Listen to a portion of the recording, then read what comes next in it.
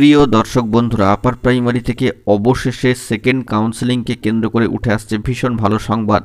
Commission কিন্তু ইতিবাচক দিকে। জরুরি খবর আপডেট একেবারে অন স্ক্রিনে বিষয়গুলিকে রেখে সবটা আলোচনা করব, যেগুলি সামাজিক গণমাধ্যমে সূত্র ধরে উঠে এসেছে। চলুন কথাবার্তা না বাড়িয়ে মূল টপিকে ফোকাস করি, কোনো রকম ইন্ট্রো না দিয়ে। বন্ধুরা, অবশেষে সেকেন্ড কাউন্সেলিং বিষয় সামাজিক গণমাধ্যমের সূত্র ধরে বিশেষ ভালো সংবাদ কিন্তু উঠে এসেছে এবং কমিশন কিন্তু অ্যাক্টিভলি পজিটিভ দিকেই। অবশ্যই জানিয়ে রাখি যে কমিশনের সাইটে অফিসিয়ালি নোটিফিকেশান এলে সবটাই কিন্তু তখন সবার কাছে স্পষ্ট হবে।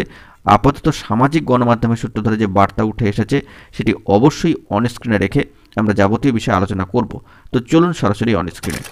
বন্ধুরা, সরাসরি দেখতে পাচ্ছেন আপার প্রাইমারি বা উচ্চ প্রাথমিকের ক্ষেত্রে ওয়েটিং লিস্টে থাকা চাকরি প্রার্থীদের কাউন্সেলিংয়ের জন্য ডাকা হবে ডিসেম্বরের তৃতীয় সপ্তাহে। কার্যত একটা ডেডলাইন কিন্তু মেনশন হয়েছে একেবারে সামাজিক গণমাধ্যমের সূত্র ধরে, যেটা অন স্ক্রিনে দেখতে পাচ্ছেন, 16 থেকে 24শে ডিসেম্বরের মধ্যে। এবং প্রায় 5000 চাকরি প্রার্থীর তালিকা তৈরি হয়েছে বলে এসএসসি সূত্রে খবর।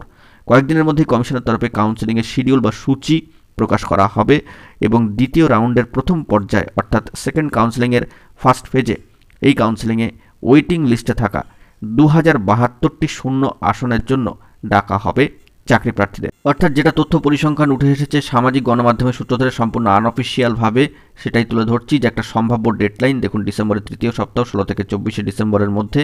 এবং কার্যত সম্ভাব্য প্রার্থীর সংখ্যা ওয়েটিং লিস্ট থেকে সেটা হচ্ছে 2072টি শূন্য আসনের জন্য। তবে চিন্তা করার দরকার নেই, বাকি শূন্যপদ পূরণ হবে এবং এই বিষয়ে কিন্তু সম্মানীয় শিক্ষামন্ত্রী বারংবার বার্তা দিয়েছেন যে বারবার কাউন্সেলিং করে সমস্ত শূন্যপদ কিন্তু পূরণ করা হবে। তাই এই বিষয়টি মাথায় রাখতে হবে। সর্বোচ্চ ন্যায়ালয় সুপ্রিম কোর্টেরও কিন্তু সবুজ সংকেত রয়েছে এবং মহামান্য কলকাতা হাইকোর্টের ডিভিশন বেঞ্চেরও কিন্তু নির্দেশ রয়েছে সম্পূর্ণ 14,052 নিয়োগের ক্ষেত্রে। তো সেই দিকে দুশ্চিন্তা করার কোনো জায়গা নেই। দ্বিতীয় রাউন্ডের প্রথম ফেজের কথাই এখানে উল্লেখিত হলো সামাজিক গণমাধ্যমের সূত্র ধরে এবং সম্ভাব্য ডেডলাইন এবং অবশ্যই সম্ভাব্য প্রার্থী সংখ্যা কিন্তু এখানে চলে এসেছে।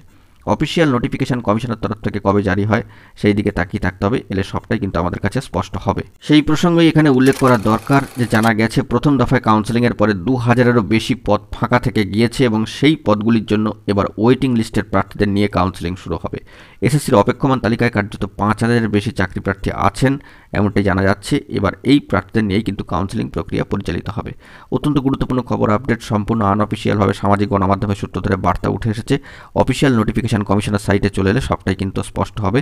সমস্ত ডিটেলস সেই সময় আপনাদের মাঝখানে তুলে ধরবো। এখন এটুকুই, সকল ভালো থাকবেন। চ্যানেলটিকে অতি অবশ্যই সাবস্ক্রাইব করে নিয়ে সঙ্গে থাকবেন। ধন্যবাদ।